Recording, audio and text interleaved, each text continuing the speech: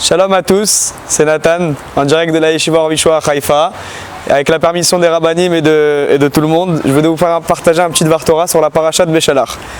Alors, avant le Dvar Torah, on va déjà résumer quels sont les événements qui ont lieu dans cette paracha. Il y a 4 événements majeurs dans cette paracha. Il y a premièrement le changement d'avis des Égyptiens qui en réalité vont poursuivre les béné Israël jusqu'à la mer. Donc on va voir que les Égyptiens, le cœur de Paro encore une fois va s'endurcir et ils vont décider d'aller poursuivre les béné Israël jusqu'à la mer.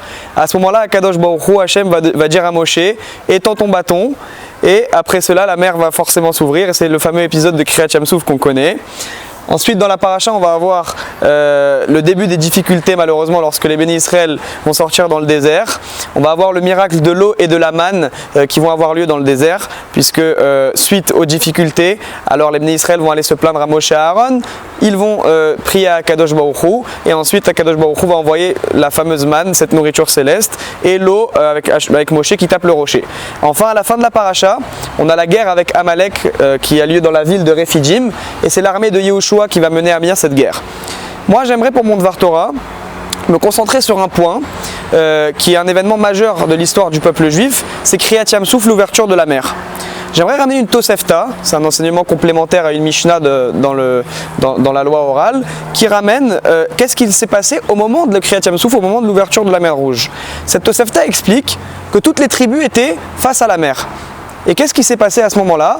Eh bien, elles délibéraient toutes entre elles afin de déterminer quelle est la première tribu qui va en réalité pénétrer dans la mer.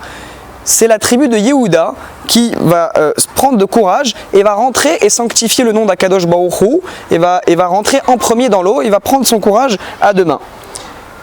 On voit ensuite que c'est par ce mérite-là, nos sages disent que c'est par le mérite que Yehuda soit rentré le premier dans l'eau et bien qu'il eut accès à la royauté dans la suite de l'histoire juive.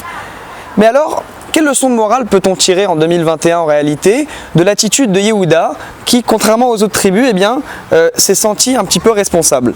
Eh bien justement, nous apprenons de cela un enseignement fondamental. La responsabilité peut malheureusement dans notre vie être souvent considérée comme un fardeau, comme quelque chose de dur à accepter. Eh bien, en réalité, la bravoure de Yehuda nous prouve le contraire. La capacité d'assumer ses responsabilités par lui-même, sa famille et son peuple lui ont permis d'atteindre de très hauts niveaux. Comme l'affirme le Rav Shmulevitz, Zatzal, au moment où Yehuda a accepté ce qui lui incombait, sa mission, eh bien, il s'éleva à un tout autre niveau. Le principe reste le même pour tout à chacun dans le quotidien. Celui qui endosse des responsabilités et celles de son peuple et les assume, eh bien, peut atteindre des sommets. Le Rav Chaim Shmulevitz, justement, Zechrono Livracha, rapporte un enseignement que l'on trouve dans le Talmud de Jérusalem, dans le traité Bikurim. On trouve l'enseignement suivant. Un sage, un nouveau marié et celui qui atteint la grandeur sont pardonnés de leurs fautes.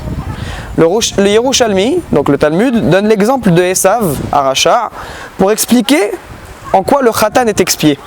Eh bien, on a vu qu'Esav, en se mariant à Machala, une femme dans la Torah, s'est fait pardonner toutes ses fautes.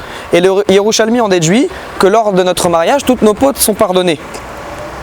Rav Shmulevitz va déduire de ce Talmud, de cet extrait, qu'en réalité, Esav s'est fait pardonner ses fautes par le biais du mariage, alors qu'en réalité, même à Yom Kippour, on voit qu'il faut un pardon sincère pour se faire pardonner les fautes. Et bien pourquoi, même lors d'un mariage, nous sommes totalement pardonnés de nos fautes? Car nous assumons la responsabilité d'avoir une femme. Nous voyons donc bien que le fait d'assumer ses responsabilités dans notre vie, comme a su le faire la tribu d'Yehuda eh bien, face à la mer, est une leçon de morale exceptionnelle qui doit nous mener au quotidien. Et Bezrat Hashem, soyons tous en capacité, avec l'aide d'Akadosh Baruch Hu, d'assumer nos responsabilités. Shabbat Shalom à tous.